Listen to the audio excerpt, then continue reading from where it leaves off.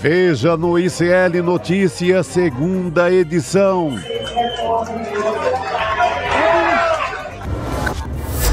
O plano contra Xandão. Aquela máxima, né? Mostre meu homem e eu encontrarei o crime. O que está por trás dos ataques a Alexandre de Moraes? Eu tinha o poder pela lei de determinar a feitura dos relatórios. Ofensiva no Congresso. Vai tentar se manter daquele jeitinho dele. Direita se une para articular pedido de impeachment do ministro. Com medo de se manifestar nas redes sociais. Defensiva no STF. Investigações. Colega sai em defesa de Moraes. A ideia de que foram iniciativas tomadas à margem da lei é completamente equivocada. O ICL Notícias, segunda edição, está no ar.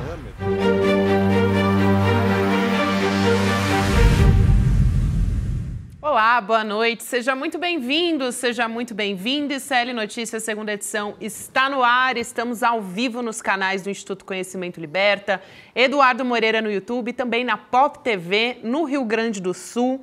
Essa quarta-feira, 14 de agosto de 2024, tá quentíssima. A gente vai falar, claro, sobre todos esses ritos, né, oficiais ou não oficiais, envolvendo Alexandre de Moraes, a extrema-direita que já está caindo em cima. Não falta assunto aqui. Boa noite, Chico Sá, Rodrigo Viana. Boa noite, Gabi. Boa noite, Rodrigo. Boa noite, comunidade. Adorei o Não Faltam Ritos para tratar hoje à tarde sobre essa... a gente fala que é mais um dia aqui, antes de começar o programa. A gente estava rindo ali fora na redação, porque o Ricardo Gouveia, nosso editor, falou que é mais um dia atípico no Brasil. Pô. Atípico? É um dia típico no Brasil. Só isso que a gente conhece, acho que desde 2014. Já virou um dia típico 2013. No Brasil. Ou seja, a direita preparando golpe, seja golpe parlamentar, golpe midiático, golpe jurídico, né? A gente já teve reações, né, Rodrigo? Você vai trazer tudo isso pra gente agora. Já teve reação de ministro do Supremo Tribunal Federal, de políticos também, mas a extrema-direita eu acho que a gente tem que armada, se apegar. Eu não gosto de começar nada pela moral da história. É bom contar a fábula inteira. Mas nessa eu faço questão de começar pela moral da história. Tudo é por uma causa. Anistia a Jair Messias Bolsonaro e toda a sua legião. Denunciado em mais 2 casos. Né? Exatamente. Tudo é isso. Agora, é óbvio que a gente tem que discutir a importância da matéria, se tem consistência ou não, se é um traque ou é uma bomba, se é um pastel de vento ou é uma torta ali mais substanciosa. Tudo isso vamos discutir aqui. Hoje o Chico só está inspirado, viu? Está inspirado, já está com as frases. Já vai se preparando aqui, porque hoje ele está demais. Eu fui no dentista, então estou bombardeado aqui. Aí, quando eu fico bombardeado com aquela maquininha do dentista, eu volto elétrico. As palavras saem assim eletricamente.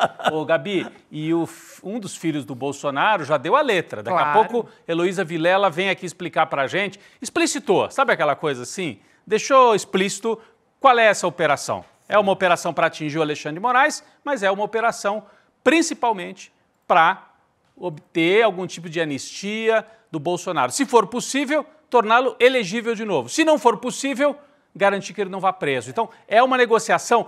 Para garantir a anistia, tem que enfraquecer o Alexandre de Moraes. E, Rodrigo, eu acho que eles ganham sempre. Eles saíram ganhando já. Não importa o que vai dar, mas já ganharam, porque eles já colocaram o assunto no ventilador, mundo afora. Já foi uma forma de enfraquecer o Alexandre de Moraes de alguma forma. Então, eles avançam mais um passo rumo à anistia. Guilherme Amado falou uma coisa de manhã que eu acho que vale muito a pena. Ele lembrou daquela situação com Michel Temer, que a Folha de São Paulo fez uma matéria dizendo que o áudio não era verdadeiro, existia ali um perito que dizia, olha, talvez não seja verdadeiro, e aquilo já manteve o Michel Temer no poder, já garantiu, o efeito já estava espraiado e aí não tinha mais o que fazer. Então, eu acho que vai um pouco nesse sentido também, Chico. Achei muito boa essa lembrança do Guilherme Amado de manhã. Importante. Só lembrando também, Rodrigo, que você vai começar agora a trazer toda essa... esmiuçar para a gente, mas o Cacai vem conversar com a gente também, para a gente entender todas essas questões técnicas e jurídicas e rito oficial, não é. Existe esse rito? Existe, exato. Porque principalmente no sentido, assim, que a gente está falando num momento de golpe de Estado. Sim, isso é importante. Exatamente. Né? Não é um ambiente normal de democracia. Porque na Vaza Jato a gente sabe que existe um rito porque um procurador não pode conversar com o juiz e combinar a sentença, nem combinar o texto da denúncia. Isso é um rito. Uhum. Isso é uma questão do repertório jurídico do Brasil há séculos. Todo mundo sabe disso. Agora, na condição do Xandão, ele teria que obedecer, já que ele estava no TSE e no STF, ele tinha que se... Dividir em dois. Dividir em dois e agora eu não posso, agora eu posso, agora eu não posso, agora eu posso.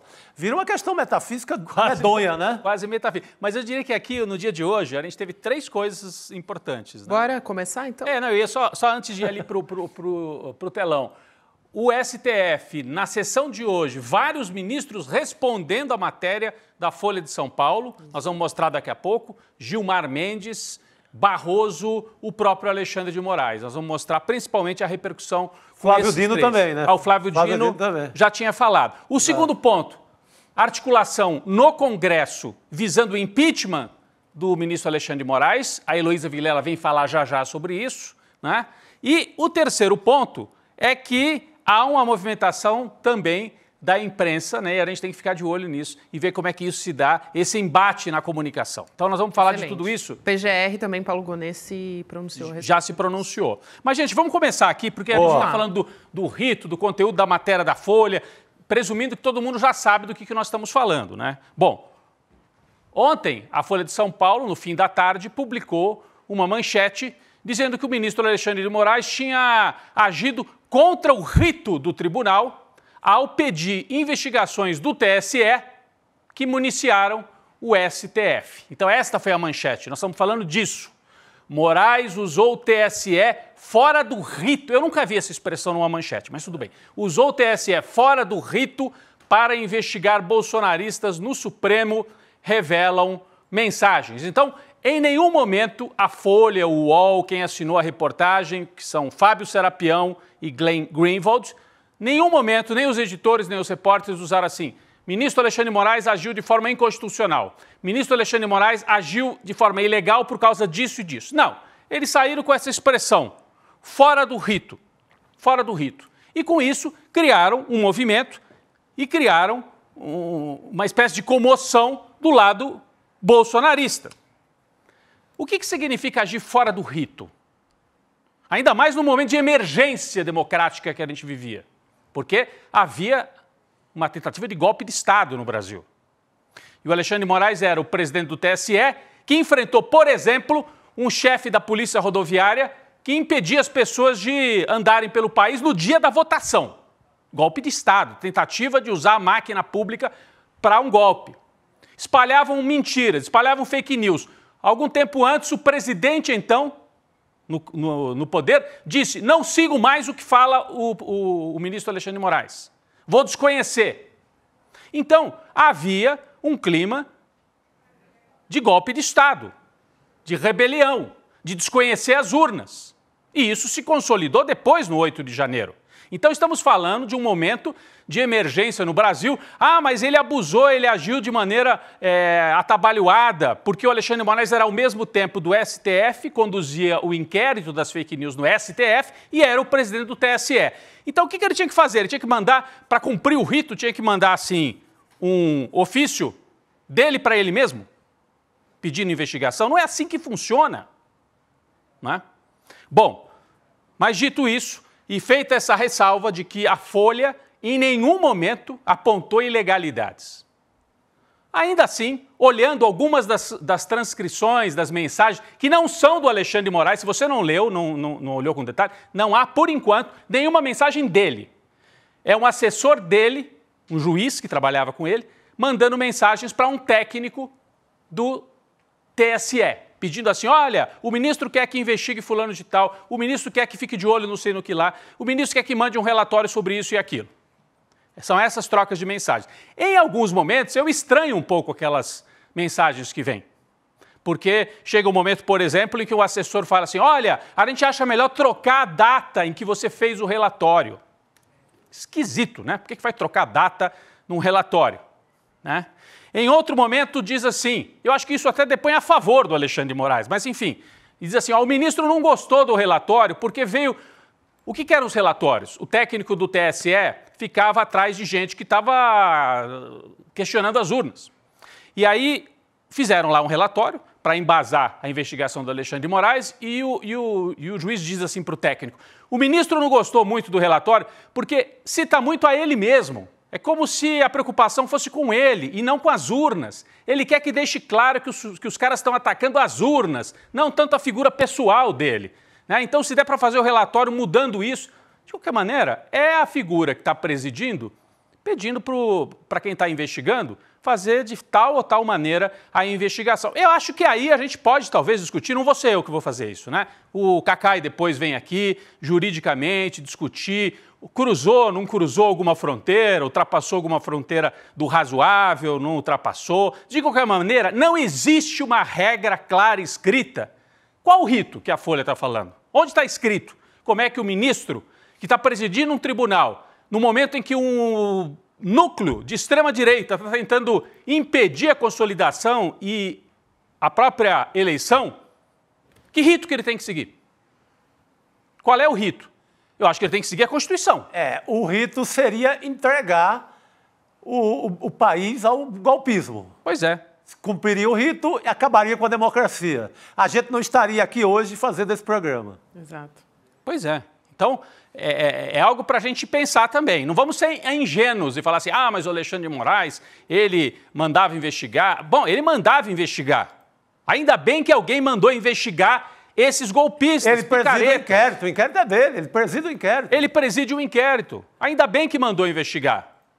Mas a investigação tem que seguir algumas regras, pode ser que aqui e ali ele tenha agido de forma atabalhoada. Será? Pode ser. Agora, estava num momento de emergência absoluta. E não tem nada a ver com a Lava Jato.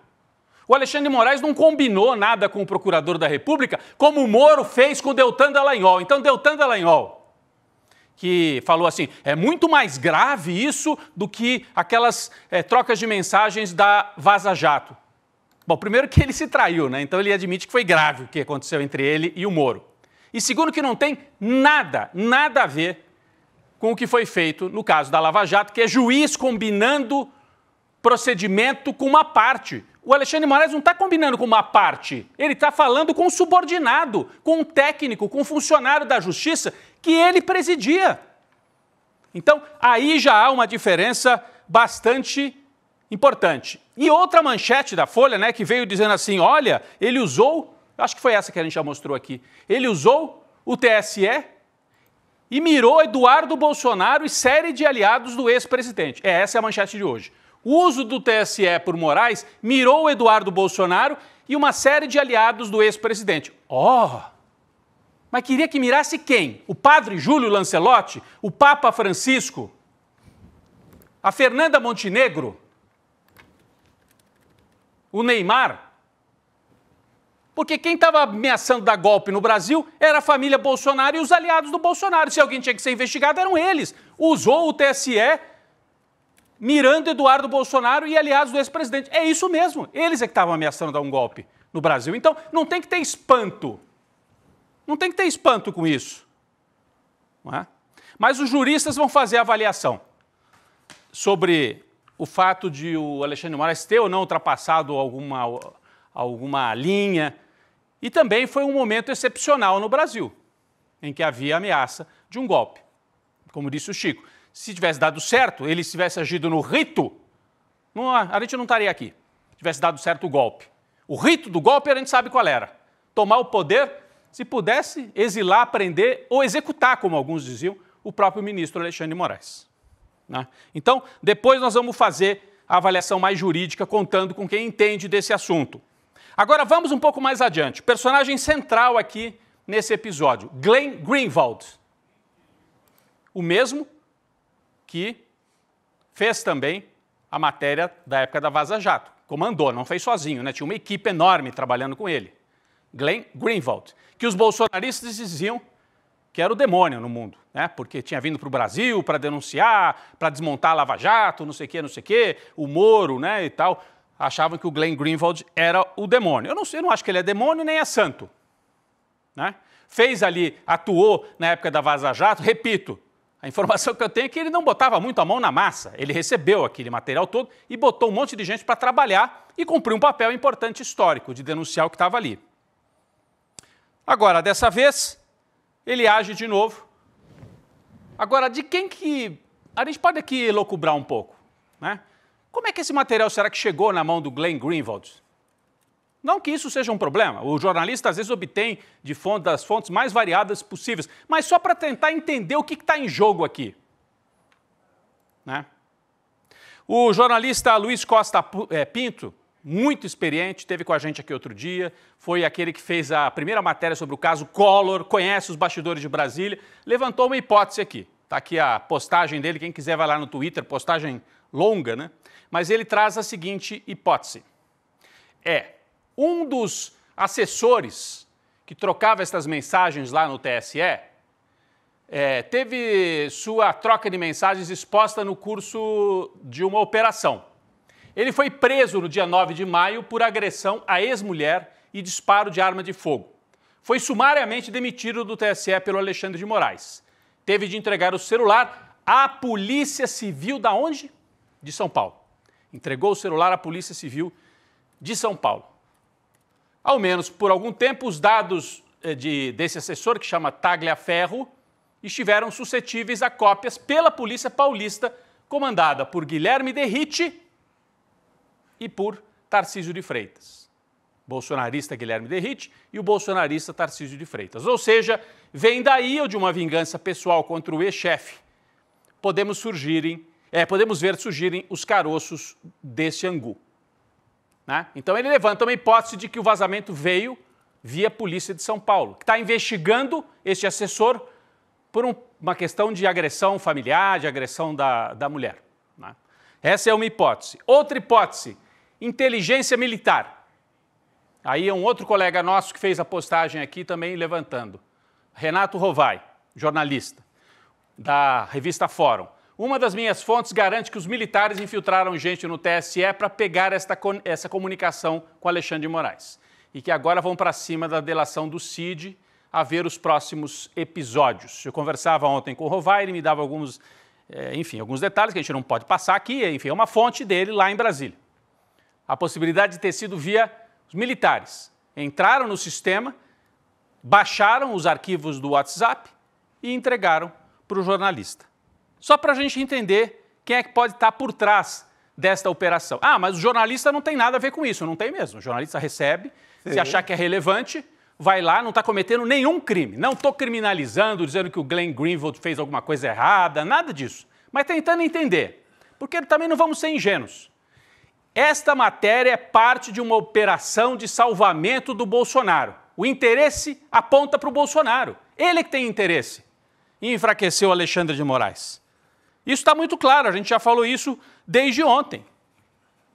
Então, é parte desta operação. E não se trata também de fazer defesa unilateral do Alexandre de Moraes. Ele cumpriu um papel importante ali na defesa da democracia, mas ele é um ministro nomeado pelo Temer, foi criado junto à direita liberal paulista, foi nomeado pelo Temer ministro, tem as convicções dele, ajudou a desmontar as leis trabalhistas no Brasil, com a interpretação que ele fez da reforma trabalhista, cumpriu um papel importante na defesa da democracia, cumpriu. Agora, cometeu algum tipo de erro, de ilegalidade?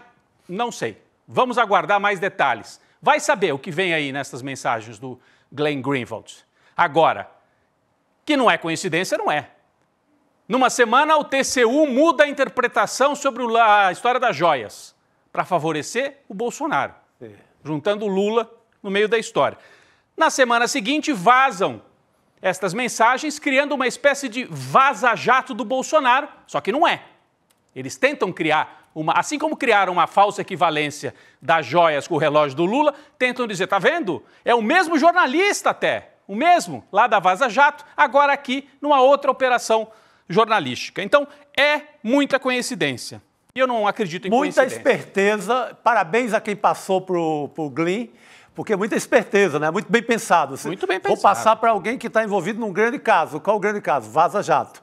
Entrega para uma pessoa que tem credibilidade nesse sentido. Então, a operação perfeita. Mas eu queria recomendar para a nossa comunidade ler o artigo que está no ar agora, no nosso site, ICL Notícias, do Leandro Demore, que é um grande repórter, nosso ICL aqui, nosso colega de ICL.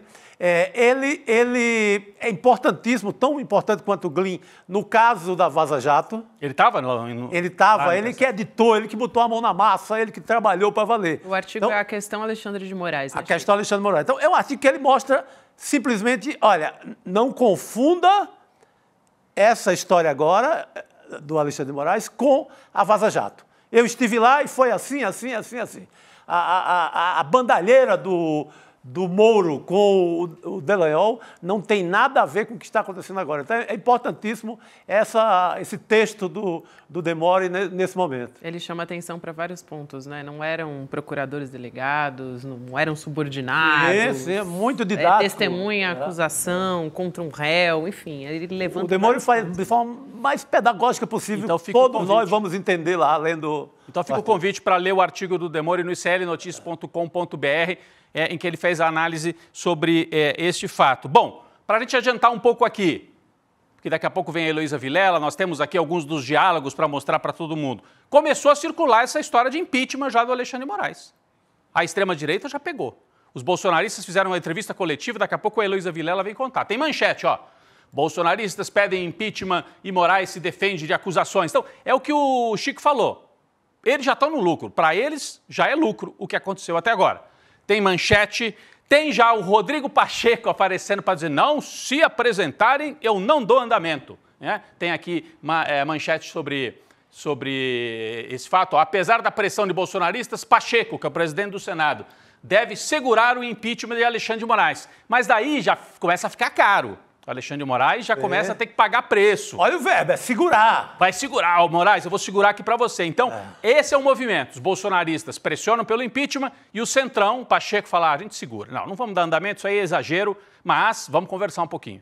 Então, o Moraes perde poder com essa operação. Isso já está dado. Já aconteceu. E tem manifestação de rua, já tinha havido, já há convocação de manifestação de rua dos bolsonaristas, um fora Moraes e tal, impeachment já. Isso ajudou, então, a esquentar no parlamento e a esquentar na rua. Eles estavam um pouco de crista baixa nos últimos tempos, né? Então, é uma operação que já está em andamento. A pergunta que fica, né? Até o Juca Kfouri falou sobre isso esses dias. Bom, tá bom.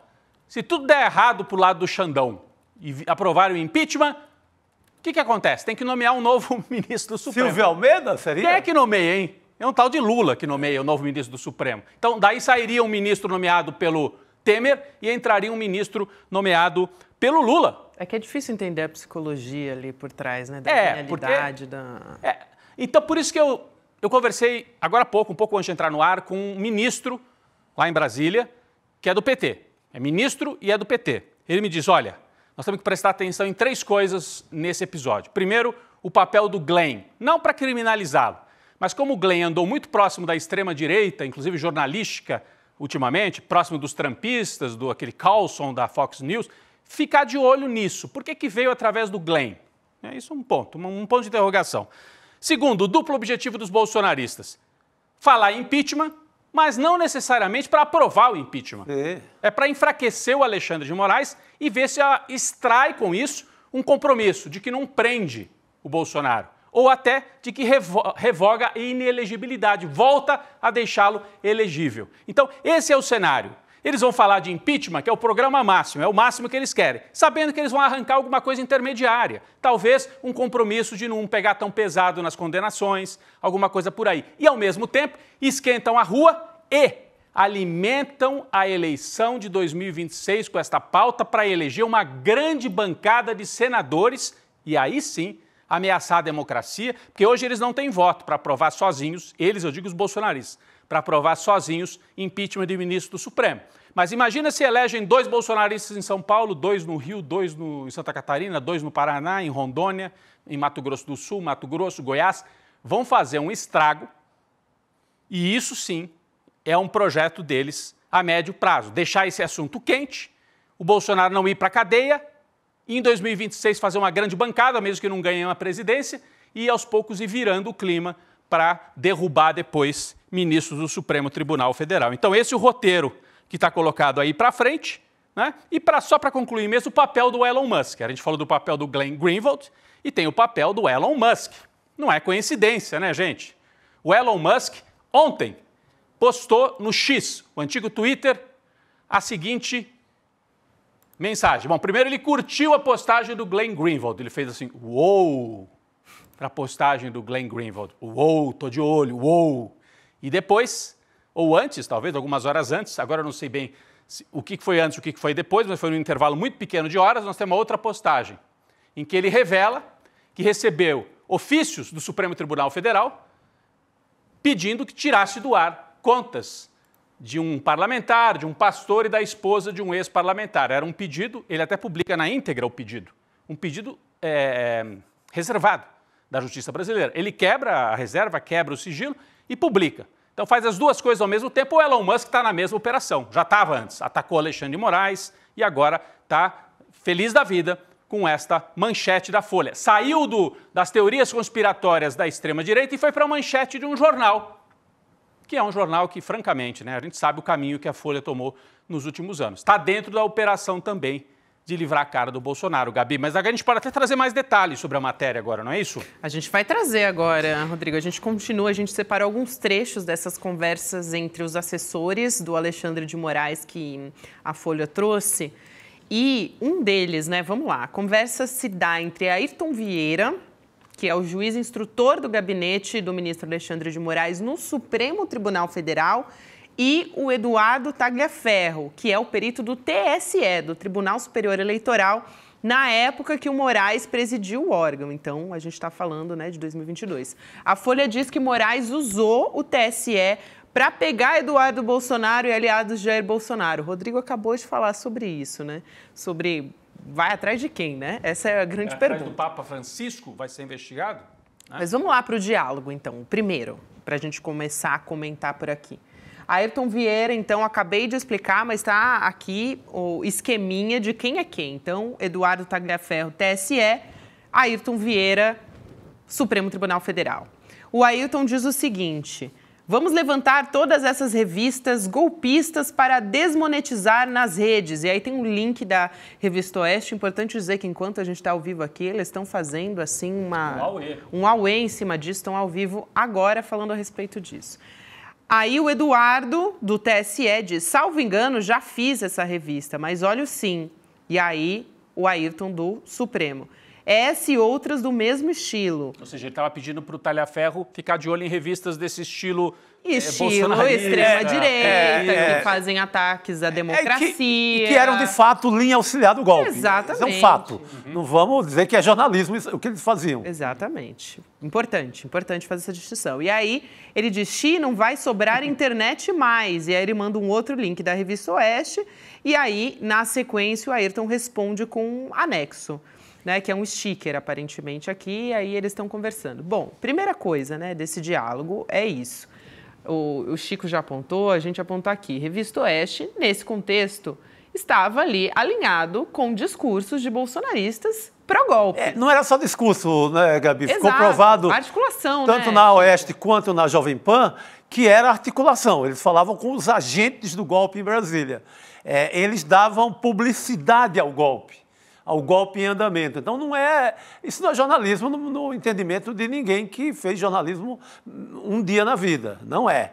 Então, nada de ilegal, nada de imoral, nada que engorde aí. Vou já chamar a Elô aqui para a nossa discussão. A gente tem outros diálogos que a gente quer trazer aqui, mas já para incluir a Elô na nossa conversa. Elô, boa noite para você. Vamos já começar nessa, então, começando pela Revista Oeste. Anexamos, né? Vamos anexar aí um falando com o outro, um do TSE, um do Supremo Tribunal Federal. Vamos lá, Elô, já vamos jogar essa de cara. Na sequência tem outros recortes aqui que eu quero trazer também. Eu acho que a primeira coisa que a gente tem que deixar muito claro é que Alexandre de Moraes, como ministro do STF, presidente do TSE, o TSE tem o direito de pedir, tem poder de polícia, né? Pode pedir esclarecimento, pode pedir informação e pode levantar os dados, porque o tempo urge, você quer garantir a eleição, então você tem que agir rapidamente para que a eleição não sofra com essas medidas. E ele estava investigando o gabinete do ódio, disseminação de fake news e golpe em andamento. Ele, claro, não ia correr atrás do Papa, ele tinha que correr atrás de quem estava fazendo essa difusão de mentiras para justamente atacar a nossa democracia. O que a gente está vendo agora, nesse momento, é o embate que estava faltando. É isso que eu estou vendo no horizonte. É o embate do Supremo Tribunal Federal com a extrema-direita golpista que está atuando dentro do Congresso. E isso hoje ficou muito claro para mim, porque o que eles estão fazendo dentro do Congresso é atacar o STF, que eles fazem há muito tempo, eles querem detonar o Supremo, porque eles não querem a Constituição vigorando, porque aí eles ficam em dificuldades. E a gente teve outra medida hoje do Flávio Dino que impediu, suspendeu a execução de tudo quanto é emenda PIX. Então, assim, o cerco e o embate só está aumentando. Mas esse processo que a gente está analisando, né, dessas matérias da Folha, confunde as coisas e embaralha para confundir a população, na minha opinião. Perfeito, Elô. Só para não deixar passar em branco, porque você acabou de citar, e é uma decisão que acabou de sair do ministro Flávio Dino do Supremo, ele suspendeu, então, todas as emendas impositivas apresentadas pelos parlamentares, olha só, deu um trava-línguas aqui, tanta coisa acontecendo, né, que a gente fica até emocionado.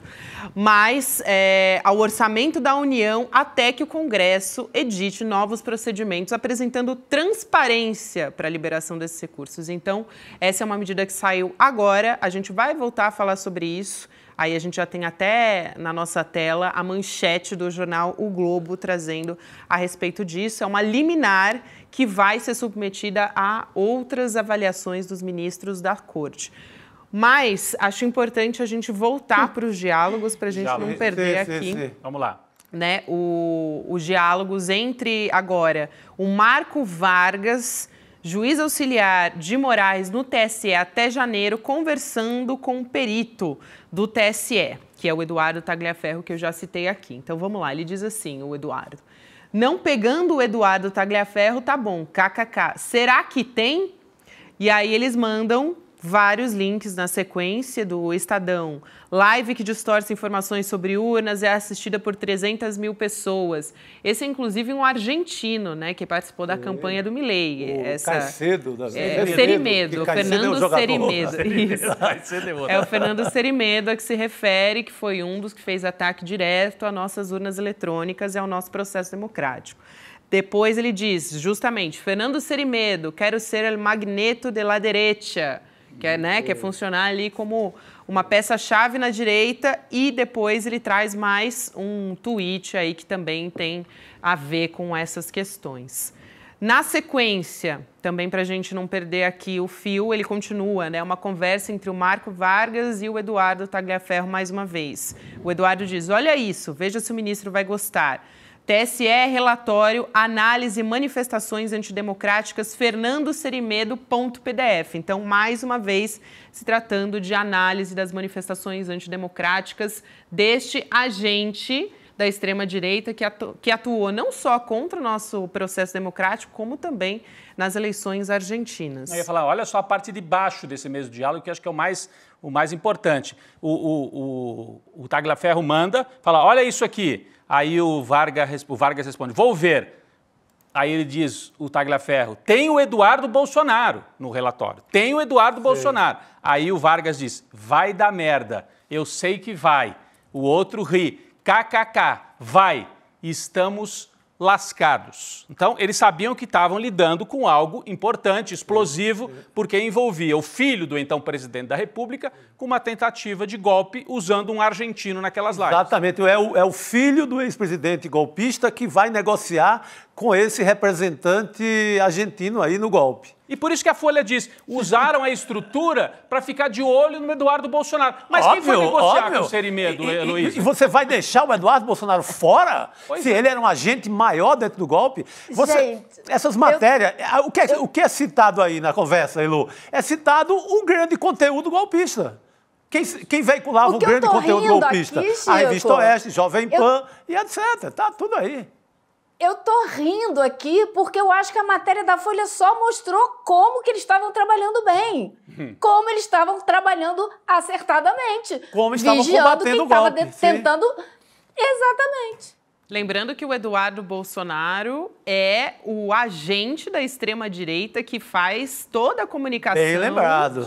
internacional da extrema-direita. Ou seja, ele viajou, inclusive, para ter contato com o Fernando Serimedo muitas vezes. E com outros também, outras lideranças, não só na América Latina, mas no mundo. Família Trump. Ele está alinhado com tudo isso. Então, bem a gente lembrado, não pode bem lembrado. esquecer quem é personagem Bolsonaro central. Imagina se eu leio isso e vejo que o Xandão esqueceu o personagem principal naquele momento do golpe, que era o cara que conversa com o argentino, que faz a live do Bolsonaro virar mais um elemento golpista. Se o Xandão esquece isso, eu ia desacreditar dele, definitivamente. Ainda bem que ele lembrou de um dos agentes principais do golpe naquele momento. É óbvio. Sim. A gente está aqui fazendo análise política, né? Lembrando que daqui a pouco o Cacai, jurista, advogado, vem para fazer a análise mais do conteúdo jurídico e ver se tem algum ponto em que quebrou o rito, como disse a Folha, né? Mas acho que a análise política é mais importante até do que essa história jurídica. Falando em análise política, Rodrigo, eu acho importante a gente trazer repercussão. Heloísa Vilela estava no Congresso e olha só o que ela captou ali. Naquele quebra-queixo da imprensa, né, com os senadores. Olha o que disse o senador Flávio Bolsonaro. Vamos assistir. Confirmo que está na matéria da Folha de São Paulo, que ele não poderia, de forma alguma, estar participando de nenhum julgamento envolvendo o Bolsonaro ou aqueles seus aliados, né, que nas mensagens aparecem, seja no TSE, seja no Supremo Tribunal Federal. Então, é óbvio que há muito mais razões, você que é advogado está me assistindo, há muito mais razões para que sejam anulados todos os julgamentos que Alexandre de Moraes participou contra Bolsonaro, desse período de 22 para cá, porque claramente ele tinha um objetivo pré-determinado de atingir, de prejudicar, de condenar o Bolsonaro. É aquela máxima, né? Mostre-me o homem e eu encontrarei o crime. Para que não se reste dúvidas do que eles queriam, né? Heloísa, você que estava lá, comenta pra gente essa fala do Flávio Bolsonaro. Eu achei super interessante o seguinte, você tem ali o Girão, o senador, acompanhado de alguns poucos senadores e de vários deputados, que é quem vai fazer o barulho são os deputados, e só o Girão falou. Quando acabou e todo mundo saiu, aí a gente teve isso aí, todo mundo em volta, né, do 01 para que ele falasse o que, afinal de contas, é o grande objetivo da família Bolsonaro, com toda essa armação de tentativa de impeachment do ministro Alexandre de Moraes. É livrar a cara do Bolsonaro para que ele, pelo menos, não seja preso. Agora, não se iludam, não tem um interesse só nessa manobra toda, porque tem mais gente usando esse bafafá para avançar suas pautas. Por exemplo, a senadora Soraya Tronic falou comigo com todas as letras. O Davi Alcolumbre, que é hoje presidente da CCJ e quer ser presidente novamente do Senado, vai usar essa história para se promover e ganhar os votos da extrema-direita para conquistar de volta essa cadeira de presidente. Por quê? Ele vai dizer, se eu for eleito, eu vou assim, arrebentar com esse pessoal, eu vou para cima, eu vou pedir impeachment e tal. É isso que ele vai fazer, ele vai usar isso. Então, tem mais de um uso nessa estratagema aí da tentativa de apresentar um impeachment contra o Alexandre de Moraes. Agora, o pessoal da situação hoje todo foi muito assim, descartou qualquer possibilidade de impeachment. Por quê? Porque eles não têm os votos no Senado, e é só no Senado que se vota impeachment de ministro do Supremo. Eles não têm os votos. O Mourão disse hoje, o pessoal aqui do nosso lado está muito animado, eles usam um outro termo, mas tem muita gente também passando pano, como quem diz, não vai ter os votos, porque tem todo outro pessoal que não vai votar nisso aí. Então, assim, Jacques Wagner também disse que isso é só uma ficção, que eles não têm como fazer. Outros senadores, Randolph disse que não podia se esperar nada mais do que essa fabricação de possibilidade de impeachment de um pessoal que acredita que a Terra não é redonda, que falou de gripezinha, como se pedir o impeachment do Moraes e ver crime onde não tem é mais uma atuação de quem nega a realidade. Elo, e você estava ali, né? Luísa Vilela, nossa repórter, que faz tudo, ela estava ali nos bastidores, inclusive ouvindo o que a galera, os parlamentares estavam conversando dentro da Câmara. E aí você pode contar pra gente como é que tá essa articulação da extrema-direita, né, Elo? Olha lá, e a gente tem as imagens que foram, inclusive, captadas pelo Elo. Isso é que é repórter, estava ouvindo ali o bochicho. Mas o que você ouviu, Elo? Tá horrível a Conta qualidade, aí. Inclusive, porque eu não podia filmar descaradamente. Eu estava ali quieto ouvindo. Mas você tem ali figuras notoriamente fascistas e golpistas, como Gustavo Gayer, aquele outro deputado que anda com a bandeira no ombro, Gilvan da Federal. Tinha ali quem estava mais ativo falando e falando alto, porque eu consegui ouvir, era o Domingos Sávio, do PL de Minas Gerais. E ele estava falando assim, tem que ser uma coisa no estilo Janaína Pascoal, tem que ter muita pressão popular, porque o Pacheco não vai querer ceder, mas dependendo da intensidade da pressão popular, aí pode ser. Isso casa muito bem com o que disse o senador Girão na coletiva. O que ele falou? Vamos recolher assinaturas de parlamentares, juristas e da população até o dia 7 de setembro, para depois disso a gente apresentar o pedido de impeachment no dia 9. E aí ele disse, mas a população precisa participar, vocês ajudem, coletem assinatura, ou seja, eles vão justamente usar essa ideia, né, falaciosa de que houve algum crime para pedir o impeachment do Moraes, para movimentar a base, para mobilizar a população, colher assinatura, para justamente, com vistas à eleição no fim do ano. Não há a menor dúvida, isso é uma ferramenta de propaganda para mobilizar o eleitorado. Agora vamos ver se eles vão conseguir. Eu tenho dúvidas se por um lado o Alexandre de Moraes ficou uma figura muito visada para essa base da extrema-direita, por outro, acho que é uma discussão um pouco sofisticada demais para fazer mobilização de rua. Não sei, posso estar enganada. Não, mas eu acho que não. Assim, Elo, eles não vão entrar no mérito, se ele abusou, se não abusou. Derruba o Xandão. É isso. Tira ele de lá. É isso. Fora o ditador Xandão. É isso. Vai aparecer fala do Xandão, que não tem oficialmente, não tem ainda. Já essa altura tem tudo. Eles vão fazer o uso de sempre. Mas quando na própria matéria, né, você não tem a palavra ilegalidade, você não tem feriu a Constituição, você não tem passou por cima da lei, feriu o Código Penal ou qualquer outra lei, não tem a força que poderia ter se fosse Alexandre de Moraes cometeu ilegalidades. Alexandre de Moraes desobedeceu a lei maior do país, que é a Constituição. Você não tem isso. Sim. Aí eu perguntaria, você como editor, daria essa matéria? Você daria a matéria? Não tem nada concreto, gente. Eu daria, as mentiras que eles construíram sobre o Lula, tinha triplex, tinha sítio, tudo mentira, mas tinha uma coisa tangível. E eu acho que essa história não tem nada tangível. Porque só fica na base dos ritos oficiais, ofícios. Quer dizer, é muito técnico. É muito longe, Mas já que eu respondi que daria essa matéria, eu como editor, vem ali o Glenn e o outro menino Serapião. lá. Serapião. E aí, tem isso aqui. O seu Chico Sá, editor aqui, temos esse material. Não quero saber de onde eles trouxeram, porque não quero violar a fonte deles também como editor. eu leria, e uma vez eu sabendo que não tem ilegalidade, não tem nada, tem só uma coisa que pode ferir um pouco o rito ou qualquer outra coisa abstrata, eu colocaria até um chapéu, bastidores, como age o Xandão, como uma coisa de comportamento de um juiz da corte. Como é que foram tomadas as decisões. Uma matéria meio ali na linha, como disse um dos nossos colegas aqui antes de começar o programa, uma matéria meio ali na linha Piauí, contando os bastidores. Bastidores da assessoria do Xandão. Mas jamais eu teria a pretensão de derrubar ninguém com uma matéria dessa. Jamais eu teria a pretensão de achar que isso vai mexer com a República.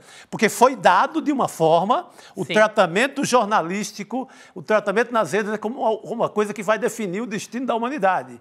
E não Eles usam, inclusive, adjetivos. A controvérsia, o controverso inquérito das fake news. A matéria editorializada. Até agora, você não tem. Vamos falar até agora, porque o que saiu até agora, 2 matérias, não... Está ali o jornal está tentando sustentar no gogó. No gogó, no editorial, na forçação, para tentar segurar a tese como uma tese muito forte. Não é. É uma matéria interessante, assim, eu ia ler com alguma curiosidade. Pô, como é legal, pô, vê como eles decidem e tal. Chico, eu queria trazer também um pouco da repercussão dos ministros do Supremo Tribunal Federal, porque eles se pronunciaram a respeito disso. Acho que o primeiro, para a gente trazer aqui, né, o primeiro pronunciamento do ministro Alexandre de Moraes, né? Ele falou sobre isso, ele negou qualquer ato ilícito e também reforçou que a Polícia Federal estava colaborando pouco com a investigação em determinado momento. Importante lembrar, a gente já falou aqui, mas era um momento em que as instituições, em que a democracia estava sendo atacada num contexto eleitoral. Então, vamos deixar isso sempre claro aqui. E ele também disse que as ações que ele tomou eram um caminho mais eficiente para o andamento do inquérito. Por isso, tão importante falar desse contexto. Mas vamos lá para a fala do Xandão, vamos ver o que ele disse. O caminho mais eficiente da investigação naquele momento era a solicitação ao Tribunal Superior Eleitoral, uma vez que a Polícia Federal, lamentavelmente, num determinado momento, pouco colaborava, nós sabemos, com as investigações, retirando o apoio do delegado. O delegado que atuava nos inquéritos chegou a ficar com um único agente policial para poder realizar todas as diligências. Seria esquizofrênico eu, como presidente do Tribunal Superior Eleitoral, me auto-oficiar. Até porque, como presidente do Tribunal Superior Eleitoral, no exercício do poder de polícia, eu tinha o poder, pela lei, de determinar a feitura dos relatórios. Hoje esse meio investigativo continua possível, esse compartilhamento de provas, que é um meio admitido pelo Supremo Tribunal Federal, hoje sim eu oficiaria a ministra Carmen, porque agora a presidência do Tribunal Superior Eleitoral é da ministra Carmen. Então, eu, como presidente do TSE, determinava a assessoria que realizasse o relatório. Porque senão, como é que faria? Ele mandaria um ofício para ele mesmo? Exato. Eu, Alexandre de Moraes, do TSE. Eu, Alexandre, mando para o senhor Moraes. Do TSE. Aí ele tira uma toga, coloca outra, recebe o ofício. Quer dizer... então, por isso que ele falou... Nesse sentido aí, eu achei a manchete da Fórum realmente a melhor de todas. A Folha descobriu que o ministro do TSE era o mesmo do que o do Supremo Tribunal, algo nessa linha. Né? Não só, né? E era o presidente do Tribunal Superior. Não, mas a Fórum fez uma manchete que era quase que assim, era uma... Quase uma manchete do sensacionalismo, né? Uma ironia, né? A Folha descobriu algo gravíssimo, que o Moraes do STF é o mesmo Moraes do TSE. É isso que foi descoberto pelos repórteres da Folha. Mais ou menos isso. Quando ele fala de poder de polícia, gente, só para deixar claro aqui, para a gente colocar os aspectos da lei, o César Calejão citou hoje de manhã, mas é uma lei que é a Lei 9.504 de 1997, que dá esse poder de polícia, exercício do poder de polícia ou de violação de postura municipal e tal. Ou seja, existe um artigo da lei que confere esse poder de polícia que o Xandão citou ali na fala dele. Ele não está dizendo da cabeça dele. Sim, essa lei, quando sai essa lei, não era nem um caso gravíssimo como golpe. Era para correção de casos de eleições municipais, estaduais, não em caso de golpe. Em caso de golpe, tudo se torna infinitamente mais necessário. Ou se combate, ou o que o Xandão estaria fazendo lá? Pois é, em caso de golpe, assim, devia ter assim. Em caso de golpe, o que você faz? Haja com rigor, rápido, por favor, porque senão... Não, e tem mais uma coisa, né? No mundo que a gente vive hoje, que quando essa lei foi criada não existia, a velocidade com que a disseminação falsa de informação caminha é outra. Então, o TSE tem que agir ainda com mais celeridade. Elô, duas observações sobre a Folha. Em 2018, a Folha, através da Patrícia Campos Melo, 2018, a primeira eleição, fez aquelas matérias mostrando os disparos em massa que ajudaram a eleger o Bolsonaro, espalhando fake news. E uma das leituras feitas, inclusive, pelo jornal e por quem acompanhou aquilo foi, tá vendo? O TSE não conseguiu dar a resposta rápida. Sim, bem lembrado. 2018 era essa a questão. Boa, olha, Rodrigo. Tá aqui, ó, a Patrícia Campos Melo mostrou. Tinha uma máquina de mentira e a justiça eleitoral é lenta, não deu resposta. Não consegue responder à altura e nem com a rapidez que exige. Exatamente. Aí vem 2022 e o Alexandre de Moraes avisa. Dessa vez estamos preparados, vamos responder e vamos reagir rapidamente, senão não adianta. E aí foi isso. E aí a Folha faz uma manchete onde fala que, não fala em ilegalidade, a gente já citou várias vezes aqui, fala que o Alexandre de Moraes ultrapassou o rito, não sei onde está escrito esse rito. E, incrivelmente, numa matéria dessa, não ouviu nenhum jurista. A matéria original da Folha não ouvia nenhum jurista, só um escrevia um side, que era uma matéria que entrou assim embaixo da manchete, que era o Maierovitch. Ah, mas vai ouvir, você derruba a matéria dos meninos. Se eu ouvisse, derrubava a matéria. Ah, claro. Mas uma matéria dessa, que não traz um jurista falando, o Gabi e Elô. Pô, você quer derrubar a matéria do cara? Pô. E acho importante dizer, o doutor Fernando Fernandes falou sobre isso de manhã. Ele disse que, gente, exemplos de fake news em tempo real. Não é possível se querer essa defesa da democracia nesse contexto, nos moldes de um processo absolutamente manual. Ele usa esse termo, assim, com expedição de ofício ao TSE. Não tinha como, precisava de uma resposta rápida. Exatamente isso que o doutor Fernando Fernandes disse Olha, também. eu prefiro história sem herói. Mas, nesse caso, o Xandão foi o que chamam ele guardião da democracia. Presidente do Tribunal Superior Eleitoral, ele tinha que responder. Exatamente, tem que responder à altura, e respondeu. Foi exatamente o que o presidente do STF, o Barroso, disse hoje. Ele ressaltou a coragem que o Xandão teve de agir rapidamente, enfrentando todas as pressões que ele teve que enfrentar, e inclusive o que a família dele teve que sofrer. Aproveitando, Elô, que você falou do Barroso, vamos ouvir a fala dele também. De hoje. Vamos ver. O Tribunal Superior Eleitoral tem o que tecnicamente se chama poder de polícia. O poder de polícia é exercido, e esse é o termo técnico, de ofício, ou seja, independentemente de procuração. De modo que o TSE tem o dever jurídico de atuar sempre que exista a circulação de alguma desinformação que ofereça risco ao processo eleitoral ou ao processo democrático, do qual o processo eleitoral é uma decorrência. A ideia de que foram iniciativas tomadas à margem da lei é completamente equivocada. Aproveitando, quero trazer também o ministro Flávio Dino, porque ele foi o primeiro a se manifestar depois que a reportagem da Folha foi para o ar. Ele já foi direto falando. E o Dino, ele tem esse costume, ele voltou a usar esse costume Dino de ser, que é usar de ironia, né? O Flávio Dino, ele costuma se manifestar assim para explicar por que não tem crime nenhum, de acordo com a reportagem. Vamos ver o que ele disse. E quero saudar muito, especialmente o ministro Alexandre de Moraes. Nesse momento, ele é acusado de um crime gravíssimo, qual seja, cumprir o seu dever. Em relação a certos parâmetros de organização do mundo, aquele que cumpre o seu dever é atacado. E nós estamos, queridos colegas que aqui estão, diante da inusitada situação em que se questiona o exercício de ofício do poder de polícia. É isso, o Dino deu a resposta. E essa do Dino não foi dentro do STF, né? Porque o Barroso e o próprio Alexandre de Moraes falaram, a gente mostrou agora há pouco, em sessão do STF. O Dino falou num evento à parte. Ele já falou antes de todo mundo. O Barroso fala outra frase, ele define como uma tempestade fictícia. Ele foi até forte demais com a matéria, com a coisa, mas ele fala de uma tempestade fictícia.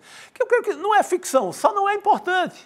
Só é um bastidorzinho sobre como eles decidiram lá zelar pela democracia. Sim. Como o Xandão resolveu zelar pela democracia com muito rigor, fazendo o que está lá na matéria da Folha. Pois é, agora, então qual é o escândalo? Ele apontou o poder do TSE para investigar os bolsonaristas. Sim, eram os bolsonaristas que atentavam contra a democracia. Eram eles. Né? Ele dava ordens para que os funcionários do tribunal investigassem. Sim, explicou aí o Barroso, dever... Os filhos de Bolsonaro estavam no alvo. Óbvio. Óbvio. Que bom. Que necessário. Eu acho, gente, sinceramente, eu acho que se você mudasse a manchete dessas matérias que eles estão publicando, a gente ia fazer justamente essa leitura aí sem o menor problema. E acabou. Parabéns pelo trabalho aí, hein, Xandão? Foi bom. Foi bom.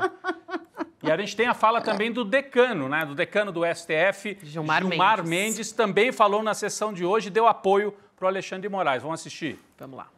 Vale destacar que a situação colocada pela matéria, pela reportagem, em nada se aproxima dos métodos da chamada Operação Lava Jato, como muitos querem fazer crer. Comparações desses jaízes são irresponsáveis e sem a menor correlação fática. Aqui não há combinações espúrias entre promotor e juiz e nem ordens aos procuradores ou delegados para se comportarem desta ou daquela maneira. Portanto, querer comparar os métodos utilizados naquela operação com a forma de condução do ministro Alexandre nos procedimentos em curso nesta corte são uma tentativa desesperada de desacreditar o próprio Supremo Tribunal Federal em busca de fins obscuros relacionados à impunidade de pessoas que perpetraram graves atos, inclusive tentativas ou propósitos de golpe. Aproveitar que o ministro Gilmar Mendes falou sobre a Lava Jato, a gente quer trazer o comentário de alguns juristas aqui falando a respeito dessa reportagem da Folha. O Davi Tangerino foi um deles. Pode, Lu? Claro, Posso só pontuar uma coisa, Gabi? É importantíssimo um ponto que para quem estava se enganando, achando que poderia haver divergência dentro do STF, o Gilmar deixou muito claro, esse movimento tenta desacreditar o próprio STF, não é apenas o Alexandre de Moraes, né? Então, não haveria a menor chance dos demais ministros acompanharem essa narrativa. Só queria pontuar isso. Excelente, Lu, excelente. O Davi Tangerino, ele falou sobre essa questão da Lava Jato, ele disse que não é possível traçar paralelo entre as investigações comandadas pelo Alexandre de Moraes e as irregularidades da Lava Jato, que é algo que a gente já falou muito aqui, mas vale muito a pena a gente ver o que disse o Davi Tangerino. Ele disse o seguinte, em um dos tweets dele: diferente da Lava Jato, trata-se de poder de polícia e não de exercício judicial puro. Trata-se de comunicação entre servidores do judiciário e não de partes. As informações não foram produzidas com violação de direito, porém estavam públicas. Quando ele diz ali dessa diferença de comunicações, né, entre servidores do judiciário, ele está falando ali, por exemplo, o Moro, ele falava com o procurador, gente. É outra... Combinava, é combinado, exato, acelerava a operação, é outra coisa completamente diferente. Ele também disse, o Tangerino, que se há alguma ilegalidade, não está nas ações do ministro Moraes, mas está no vazamento das conversas. O Rodrigo já chamou atenção para isso. Vamos ver o que ele disse também. Difícil esse vazamento ter origem lícita. A Folha diz que não foi hackeamento, mas pode ter sido acesso ilícito, ou então algum dos participantes vazou, o que seria violação de sigilo. Importante, exato. O jornalista não tem nada a ver com isso. Não estamos criminalizando, ninguém está avaliando. O exercício do jornalismo. De forma alguma, né? Mas é a avaliação de quem vazou, eventualmente, se foi gente da Polícia de São Paulo, porque há essa suspeita. Polícia de São Paulo, do Tarcísio, que já se pronunciou dizendo que é muito grave tudo isso, né? Sim, então, claro, já correu pro abraço. Já correu pro abraço o Tarcísio. Então, o Tangerino, professor de Direito, está dizendo aqui que é difícil que o vazamento tenha sido lícito. Sim. Provavelmente foi ilícito e rechaça qualquer comparação com a Lava Jato. E além pode ter sido via governo paulista, Elô, e pode ter sido também pelos arapongas militares profissionais que não faltam ao lado do Bolsonaro lá em Brasília. O próprio Ramagem, por que não? Sim. Pode ser também pelo próprio Tagliaferro, né? Sim. Porque ele, assim que ele foi acusado de ter batido na mulher ou maltratado a mulher, eu não sei exatamente a acusação, ele foi sumariamente demitido pelo Alexandre de Moraes. Então, uma outra teoria que existe é ele mesmo ter vazado, porque agora está com raiva do ex-chefe porque foi sumariamente demitido. Mas, no fim das contas, eu acho que, assim, como que vazou é muito menos importante do que o uso que está sendo dado para isso. E outra coisa que o Tangerino apontou ali, as provas eram públicas. Então, o que um auditor ou um investigador está fazendo e informando ao outro é buscar na internet, buscar nos meios públicos as informações do que essas pessoas estão fazendo. Não é nenhuma produção de prova. Qualquer estagiário podia entrar na internet e pegar o que eles estavam pegando, sabe? Elô, você queria comentar, Chico? Perdão. Não, era só lembrar que para quem serve isso? Para quem serve isso tudo? Essa nossa discussão, dentro da matéria da Folha, só serve a um lado, só serve a Jair Messias Bolsonaro e sua legião, numa tentativa de anistia. Isso está no pacote. Isso está no pacote da anistia. Não cabe saber qual a intenção jornalística, tal. O veículo pode ter pensado em ajudá-lo, até pode ter pensado. Né?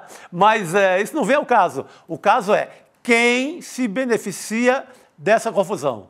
A quem interessa? A quem interessa? Bolsonaro. Sem dúvida, Chico. Sem dúvida. Só Bolsonaro. Falando em pessoas se pronunciando a respeito disso, tem uma figura que o nosso chat aqui também está movimentando e que a gente quer muito ouvi-lo sobre isso, que foi o senador ex-juiz da Lava Jato, Sérgio Moro, sobre esse assunto da Folha de São Paulo. Ele se pronunciou ali com muita cautela, né, Lu? Vamos ver o que ele disse aqui. Ele cobrou anistia para os envolvidos no 8 de janeiro, se agarrou à hipótese de que o Brasil vive sob censura. Olha só, diz Moro: sou favorável, à soltura imediata e à revisão pelo STF ou pelo Congresso das condenações e penas excessivas contra os manifestantes do 8 de janeiro. 2, ao fim da censura e da perseguição contra os adversários do governo Lula. E 3, ao restabelecimento pleno das liberdades democráticas e realinhamento internacional do Brasil com as democracias ocidentais. Posso falar uma coisinha sobre essa mensagem do Moro? Ele não cita Alexandre de Moraes. Não. Por quê? Porque Alexandre de Moraes ajudou a salvá-lo no judiciário. Ajudou. Não o Alexandre de Moraes sozinho, mas participou disso, né? Então, ele não cita. E ele não cita o Bolsonaro, ele não fala em anistia do Bolsonaro, ele fala em anistia dos manifestantes de 8 de janeiro, ou seja, primeiro você perdoa os que já estão condenados, para daí chegar no perdão também ao Bolsonaro, né? Então ele não cita os dois nomes principais, o Xandão e o Bolsonaro. Mas a ideia é a mesma, anistia. Anistia e nada mais. Eu até apontaria outra coisa. Hoje, por exemplo, na hora que ele saiu da CCJ, eu fui falar com o Moro. E a única resposta dele foi, sem comentários. Sem comentários. Mas eu conversei com pessoas muito próximas ali da equipe dele e que me disseram o seguinte, existe uma coerência na ação dele. Ele nunca pediu impeachment de ministro do Supremo, nunca. Então, continua sem pedir. Agora, ele pedir que o Congresso talvez possa rever as penas atribuídas, né, no processo que está com o Supremo, é absolutamente louco, porque não existe. O Supremo não revê decisão, né, o Congresso não revê decisões do Supremo, em absoluto. Mas ele fica jogando ali para a plateia. Agora, para mim, ficou uma impressão muito nítida da desavença que continua existindo entre Moro e a família Bolsonaro. Por quê? O 01, na entrevista que ele me deu ali, que eu gravei, ele fala, o Supremo descondenou o Lula por causa da suspeição do Moro, como quem reclama da ação do Moro. E o Moro, em momento nenhum, fala de anistia para Bolsonaro. Então, eu acho que ainda existe entre eles uma certa animosidade. Bem observado. Uma diferença de estratégia bem clara aí. Muito realmente. bom, Elô. Muito bom, Elô. Elô, vou te agradecer, então, até aqui, importantíssimo. Inclusive, Elô trouxe bastidores ali do Congresso, de como que a extrema-direita está se movimentando. Obrigada e bom trabalho por aí, porque, olha, os próximos dias vão ser movimentados. Nós vamos continuar no tema do Xandão. Vamos continuar no tema, né? Daqui pra frente. É isso, vamos continuar. A gente vai conversar com o Cacai. Certeza. Boa noite, pessoal. Boa noite, Elô. Obrigado. Olha só, antes de chamar o Cacai aqui, eu queria trazer um pouco sobre um levantamento da nossa equipe, né? As reportagens sobre o Alexandre de Moraes não conseguem apontar que houve irregularidade, crime ou ilegalidade nas ações do ministro. Isso foi um levantamento aqui da nossa equipe do ICL, que é chamado de análise de conteúdo, né, para ver quantas vezes as palavras irregularidade ou ilegalidade aparecem escritas nesses textos publicados pela Folha. Também o que a nossa equipe procurou são termos correlatos, irregular, ilegal, enfim. Só as palavras ilegal e ilegalidade aparecem, ao todo, só 3 menções, gente. Então, assim, nenhuma delas apontando crimes do Alexandre de Moraes ou dos assessores diretos que aparecem ali nas conversas todas. A gente vai mostrar aqui. Em uma dessas vezes que a palavra ilegalidade aparece, é com o assessor do Alexandre de Moraes, o Eduardo Tagliaferro, negando que houve crime. Então, ele diz ali, olha só... Tagliaferro afirmou que não se manifestará, mas que cumpria todas as ordens que me eram dadas e não me recordo de ter cometido qualquer ilegalidade. Ou seja, era um posicionamento em resposta à reportagem da Folha de São Paulo. A gente tem outros aqui pontos, né? Na segunda vez que a palavra ilegal aparece, é com a Folha negando que cometeu algum tipo de crime para ter acesso à conversa privada dos assessores do Alexandre de Moraes. Você está vendo aí na sua tela.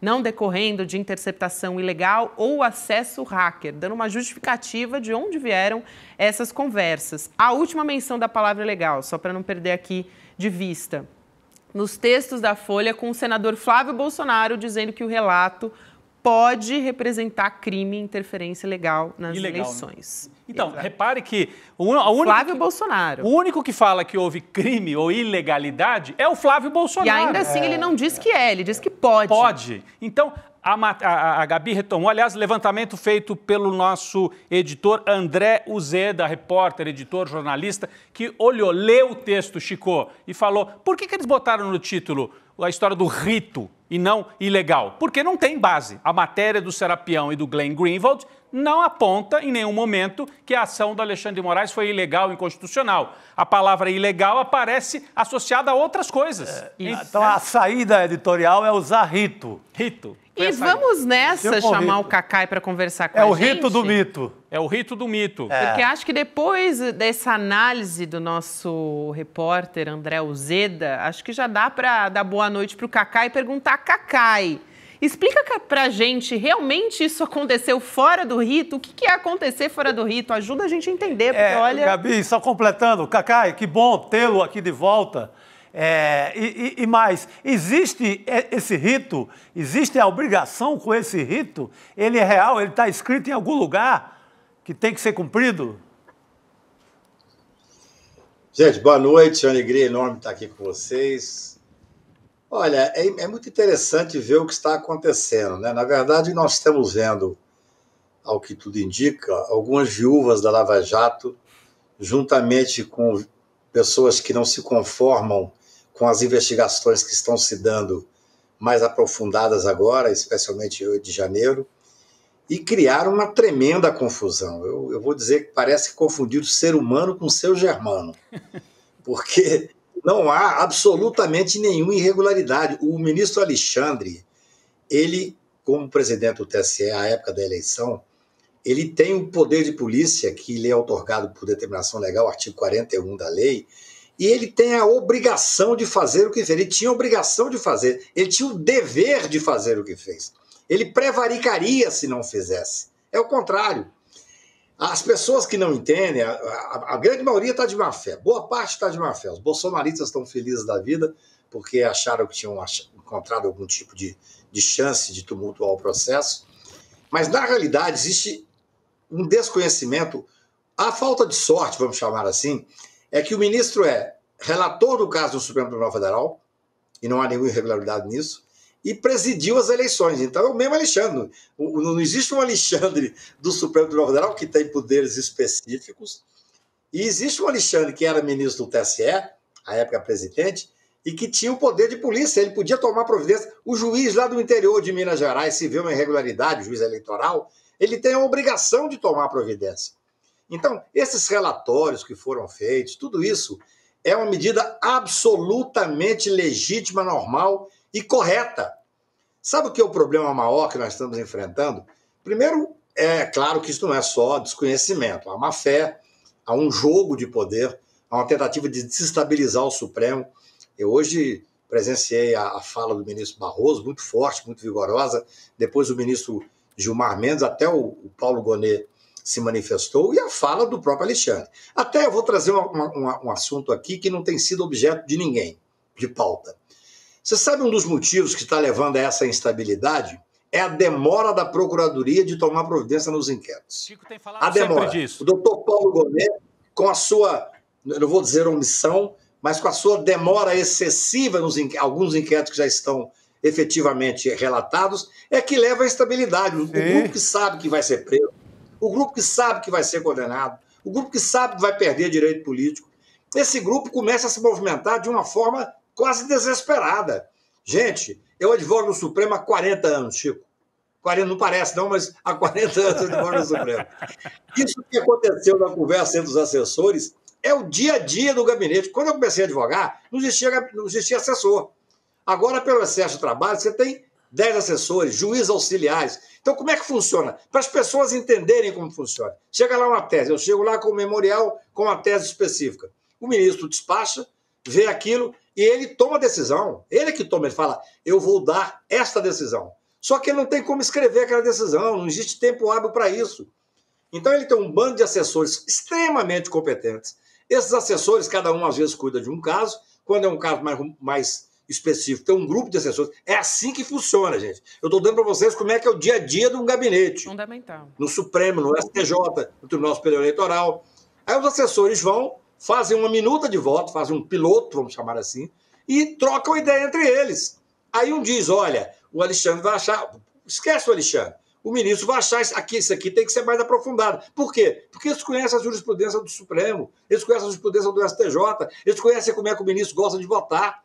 É assim que funciona. Não há nenhuma irregularidade. Olha, comparar essas conversas entre assessores que estão tratando de um assunto específico de competência do gabinete com os crimes cometidos pelo juiz Sérgio Moro e os procuradores na Lava Jato é má fé. Não é só desinformação, não. É má fé.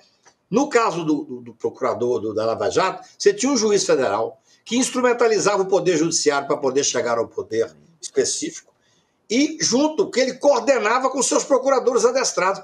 O Conselho Nacional de Justiça, através de um relatório promovido pelo competente ministro Salomão, disse que eles cometeram crimes de corrupção, crime de organização criminosa e de peculato. O que tem isso a ver com uma conversa técnica entre juízes internos de um gabinete?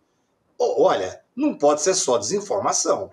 Há realmente uma tentativa de desestabilizar o Supremo Tribunal Federal. E nós temos que trazer uma discussão, eu proponho aqui para vocês, carinhosamente, um dos motivos de tudo isso, essa instabilidade, é a demora da Procuradoria em tomar a atitude que já deveria ter tomado, porque os inquéritos estão, alguns deles, relatados. É isso, o Chico Sá vinha falando muito disso, né, Chico? No popular é o famoso dar sopa pro azar ali, né? Dar azar pra sopa ou sopa pro azar, você escolhe aí a forma como vai usar. Mas você deixa ali um buraco, cara, não vai denunciar, não vai ter nada, não vai sair daqui, e começam a pensarem dentro dessa ótica da má-fé, o que se encaixaria para enfraquecer uma eventual denúncia, já de cara, já para matar. Como é que a gente vai matar isso? Claro, então matando, né? Eu escrevi um artigo a semana passada, retrasada, que o título era Bolsonaro tem o direito de ser processado. Porque não é possível que fique indefinidamente uma investigação. O Supremo Tribunal entende que a investigação, por um prazo excessivo, ela tem que ser terminada. Porque o cidadão que está sendo investigado, gente, isso é uma angústia enorme, uma espécie de uma pré-condenação. Agora, no caso específico, veja bem, eu não conheço, evidentemente, os 6 GB que dizem que tem e tal. Mas imagino que eles devem ter mostrado os mais importantes primeiro. De tudo que eu vi, não há nada que pareça ser irregular. Não vou dizer em crime, não. Que pareça ser irregular. São conversas entre assessores, juízes auxiliares de um ministro, que tinha competência para fazer o que fez. Eu acho até que pode ter uma discussão assim, vem cá, por que o ministro Supremo tem que ser ministro do Tribunal Superior Eleitoral? É só mudar a Constituição. Porque isso é um fato. O ministro Alexandre, felizmente, é o relator desses inquéritos do Supremo, que foi aquele que deu um passo importante para manter a estabilidade democrática, que impediu, de certa forma, o golpe. A gente tem que lembrar, e hoje o ministro Messias, AGU, falou isso com muita propriedade, tem que lembrar as circunstâncias que aquilo acontecia naquela época. Nós estávamos saindo de um governo fascista, com um Congresso cooptado, e foi o Judiciário que fez a sustentação jurídica e até política, sob o aspecto político-institucional, para manter a possibilidade do Estado Democrático de Direito, gente. Agora, Cacai, nós estávamos com uma situação gravíssima. Não, lembrando agora que você vem... Não, eu ia lembrar só que o Procurador-Geral da República da época também não agia, não apresentava, não instigava o Judiciário a agir. O Procurador da República protegia o Bolsonaro, né? O então Procurador. Não estamos nem falando do Gonê, estamos falando do anterior, né? Então, o Supremo teve que... O Supremo teve que fazer a instrução, e teve que fazer a investigação da defesa da democracia. Né? A Juliana Del Pio falou hoje de manhã, né, que desde 2019 é uma inação do Ministério Público Federal que levou a esse inquérito. Né? Mas fala, Cacai. Eu cunhei uma expressão de poderes imperiais da mão do Ministério Público. Escrevi muito sobre isso pelo seguinte. Eu gosto de repetir, já falei para vocês aqui, mas eu vou repetir. O Poder Judiciário é um poder inerte. Ele age se provocado. No caso específico do juiz eleitoral, ele tem o poder de polícia. Então ele tem o direito de fazer o que o Alexandre fez. Mas o Supremo Tribunal é um poder só age se provocado. Só age se o Ministério Público provocar. Então nós temos inquéritos que já estão terminados. Isso cria uma instabilidade. E vou te dizer, com a experiência de advogado criminal, esses cidadãos que sabem que vão ser processados, ou que devem ser processados, que devem ser condenados, porque não é possível você condenar 300 pessoas a 18 anos, 17 anos, 12 anos, que seriam pretendentes a terroristas, e não condenar os responsáveis reais. Claro. Seria um escândalo. Um escândalo. Agora, essas pessoas vivem numa angústia, e é que o Chico falou muito bem aqui agora. Quer dizer, permanentemente buscando uma forma de quê? De anular a investigação que foi feita, de melar. E aí cria-se, em torno do nada, em torno de conversas que não tem nenhuma irregularidade. É espantoso isso. Agora, Cacai, você reparou que a matéria da Folha, a primeira matéria, não trazia a opinião de nenhum jurista, nenhum advogado foi ouvido para dizer, olha, porque é o normal, jornalista, a gente aqui pode dar um testemunho como jornalista. Você tem uma coisa importante, você vai buscar um jurista para dizer, olha, qual a importância disso do ponto de vista jurídico? Nenhum. A matéria não trazia ninguém. Tinha uma tese defendida por quem? Pelo Glenn Greenwald e pelo Serapião, o Fábio, e pelos editores da Folha. Né? Só o Maierovitch foi o único jurista que escreveu apoiando a tese da Folha, dos que eu conheço. Não sei se você viu algum outro, Chico. Não, ninguém. Então... e a própria escolha da palavra rito para manchete, porque já que não feriu a lei, não mexeu com a Constituição, não feriu o Código Penal, não mexeu com lei alguma, vamos apelar para uma coisa que, nesse caso, eu creio que tem um tom muito abstrato. Uhum. É algo muito subjetivo, um rito. Uhum. Por isso que eu perguntei, eu tive o cuidado de perguntar ao Cacai se tem esse rito escrito em algum lugar, se existe essa regra, se a sessão não pode conversar. O rito que existe é o cumprimento de regras processuais e regimentais. Todo tribunal tem o seu regimento. Agora, eu passei para vocês aqui de uma forma simples, quase didática para quem está nos ouvindo, o que funciona no tribunal, gente. É assim que funciona. Eu sei de casos, às vezes eu estou com um caso com uma tese interessante. Quando eu fiz a ação direta de constitucionalidade da presunção de inocência, que nós conseguimos ganhar no Supremo, junto com uma série de colegas que entraram depois, fizemos uma força-tarefa grande, teve ministro que eu despachei 4 vezes. 4 vezes. Teve um dia, um determinado ministro, que eu tenho o maior respeito por ele, o ministro Carlos Aires Brito, eu tinha a impressão, dos debates que eu fazia no gabinete, de que o assessor principal dele era contrário à tese. Um dia eu fui despachar com ele, Chico, virei e falei assim, o assessor que o senhor falou, eu falei, ministro, posso fazer um pedido ao senhor? Ele falou, claro, Cacá. Eu falei, eu posso falar meia hora sem que o assessor me interrompa? Porque eu sei que ele é contrário à minha tese. É assim que funciona, é um debate. Isso é democrático, isso é absolutamente leal. Aí o ministro Brito, que é um grande preparado e um gentleman, falou assim, eu gostaria de ouvi-lo. Eu falei durante, sei lá, 40 minutos, ele se retirou com o documento, depois ele votou favorável à minha tese. Assim, os assessores têm o direito de ter opinião contrária. Agora, quem determina a linha é o ministro. O ministro Alexandre, você vê, tem um determinado momento em que um assessor, o auxiliar, juiz auxiliar, fala assim, não, sabe que quando ele implica, ou seja, tem que ter alguma outra jurisprudência. O ministro tem o direito de pegar e falar assim, eu quero uma jurisprudência mais forte. Eu quero uns detalhes sobre isso. É assim que funciona. Não há absolutamente nada de irregular nisso. Eu quero calçar o meu inquérito com mais prova, com mais história. E aí é missão dos assessores correr atrás. Cacá, eu acho importante também, vou te passar a palavra já, mas só para complementar essa história toda, de que tudo isso aconteceu, né, esses ritos e tal, que demandariam uma expedição de ofício, sei lá, ao TSE, no momento que...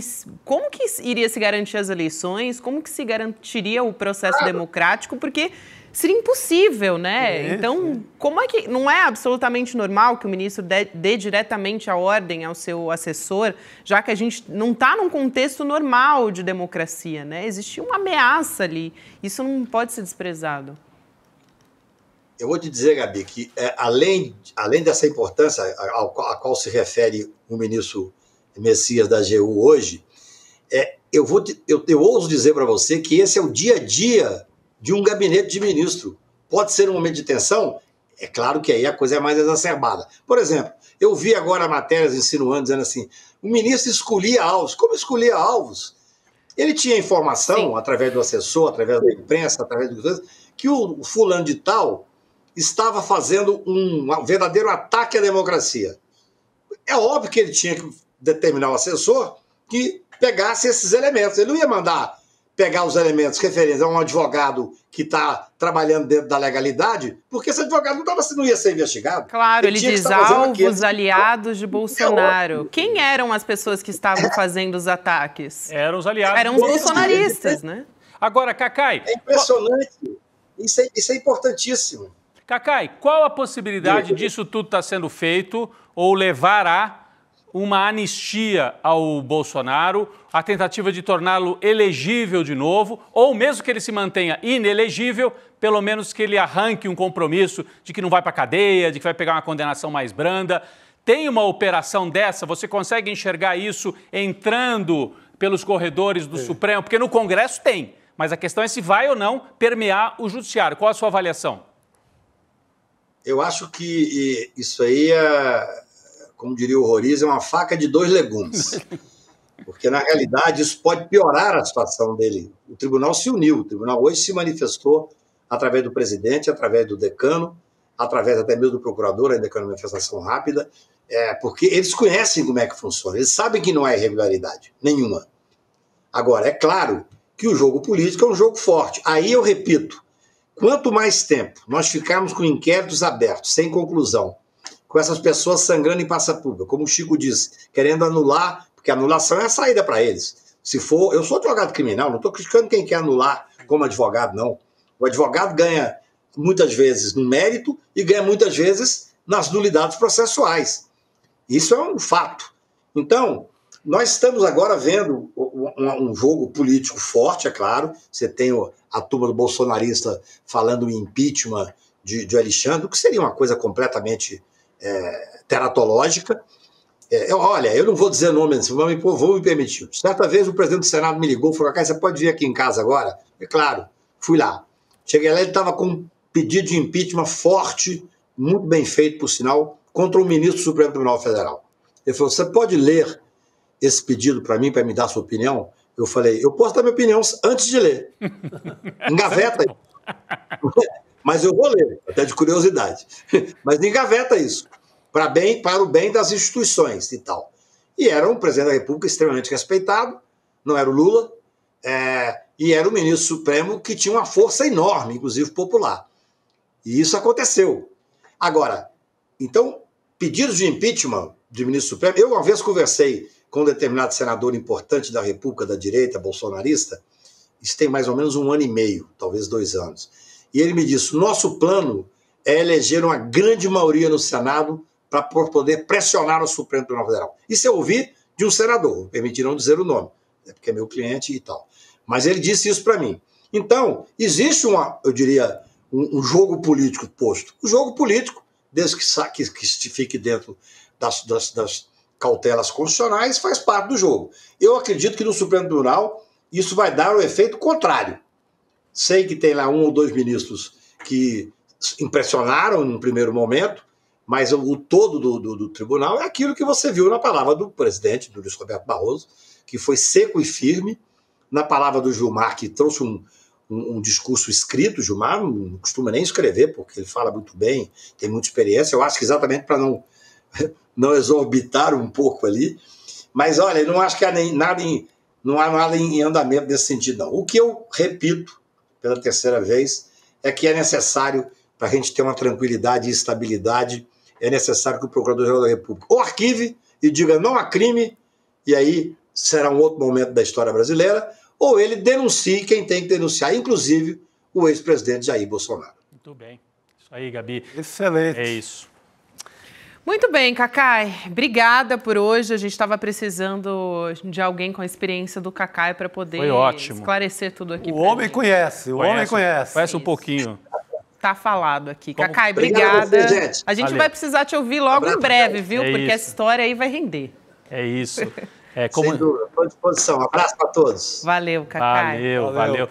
Rapidinho, Gabi, o Cacai falou essa história dos bolsonaristas da bancada no Senado. Eu também ouvi hoje, mas eu ouvi de um ministro e político do PT dizendo que é esse o caminho dos bolsonaristas. Já tentaram em 22 e vão avançar mais ainda em 2026. Crescer a bancada no Senado para colocar um facão sobre a cabeça dos ministros do Supremo. Esse é o caminho deles. Por isso que eu digo, repito, anistia não. Anistia não. Não pode dar mole para essa gente. Anistia não.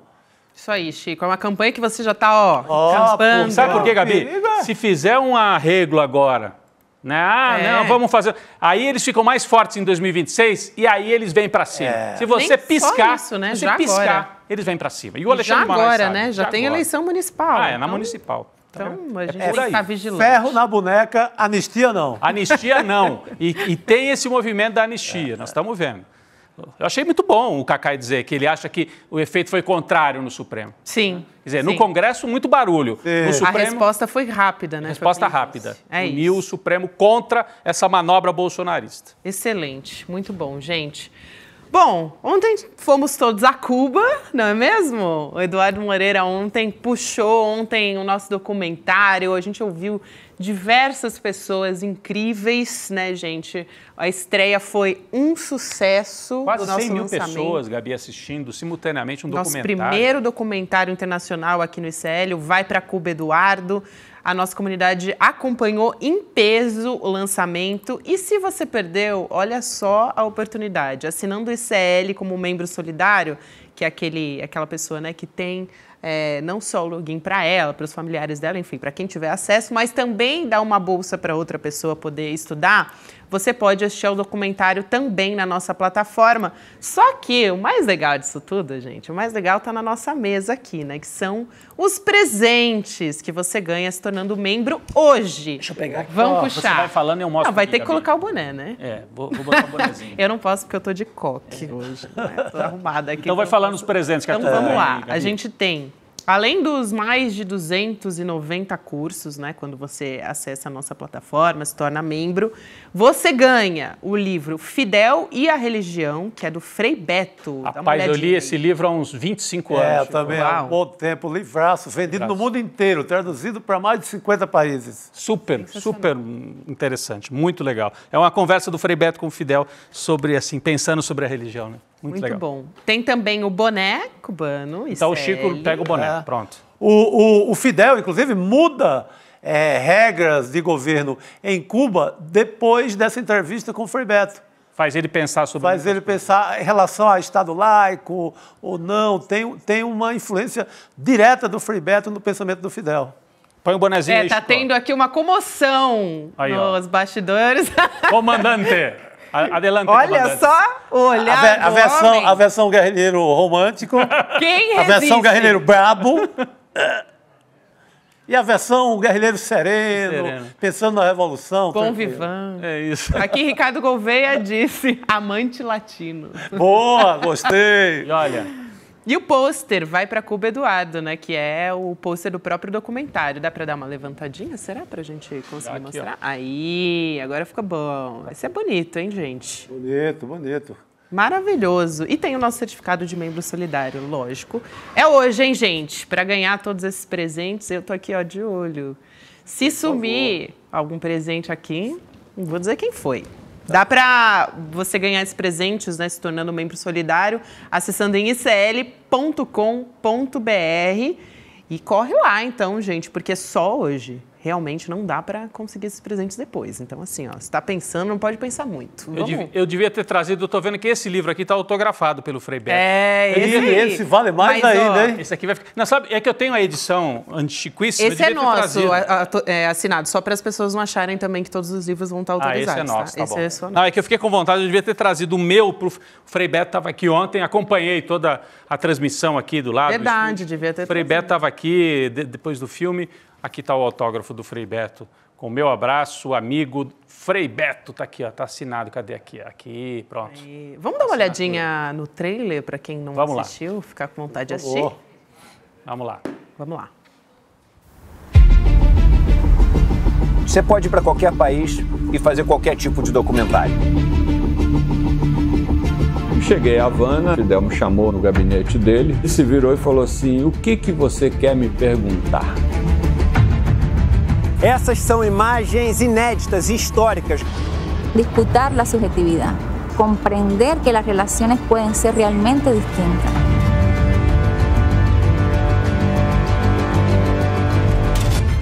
Siempre se habla de los que se van de Cuba, pero no se habla de la mayoría, que son los que se quedan viviendo en Cuba. Pues nosotros tenemos una cultura de la resistencia y de la emancipación, pero hemos generado una cultura de la solidaridad.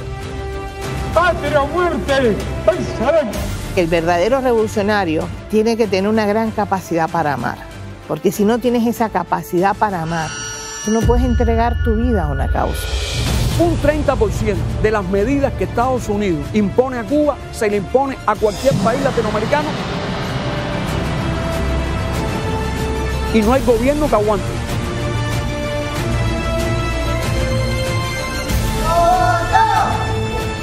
Entrevista com o presidente de Cuba, Miguel Díaz-Canel. Quítenme el bloqueo a ver qué pasa.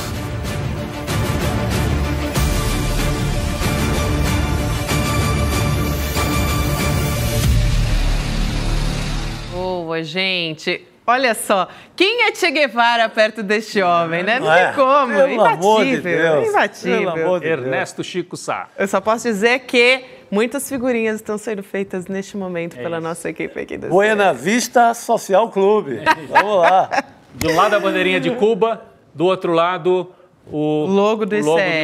Agora o outro lado. Agora do outro agora. Aí. Modelo total. Que modelo, hein, gente? Que modelo. Muito bom. Vamos assistir então Provocação Histórica, gente. Hoje tem não só Lindener Pareto entrevistando, mas também Heloísa Vilela junto com ele. Foi gravado lá na Flipei. sério, esse episódio, assim, tá ouro. Eles conversaram com o jornalista, ativista palestino Mohamed Omer, que escreveu um livro, inclusive, ele estava lá na Flipei assinando os livros, os depoimentos, né, de como que é o trabalho dele, como que foi o trabalho e continua sendo em meio ao genocídio contra Gaza. Agora, não, tá de passagem. Estava de passagem aqui pela Flipei. Tá. Muito bom. Vamos acompanhar a partir de agora, então. Vamos nessa, gente? Provocação histórica. Amanhã a gente está de volta, com mais notícias. Essa história do Xandão não para aí. Vai ter muita. Amanhã tem muita notícia. Amanhã estamos de volta. Boa noite. Noites, camaradas. Boa noite. Hasta la vitória. Sempre. Você pode ir para qualquer país e fazer qualquer tipo de documentário. Cheguei a Havana, Fidel me chamou no gabinete dele e se virou e falou assim: o que você quer me perguntar? Essas são imagens inéditas e históricas. Disputar la subjetividad, comprender que las relaciones pueden ser realmente distintas.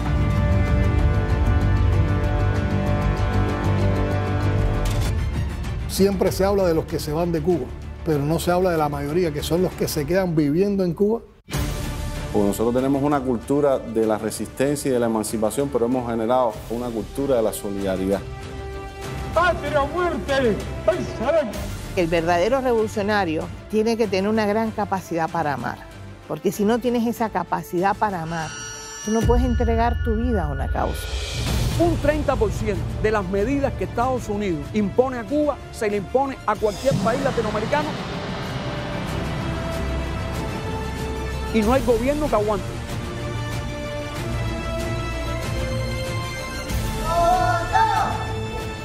Entrevista com o presidente de Cuba, Miguel Díaz-Canel. Quítenme el bloqueo a ver qué pasa.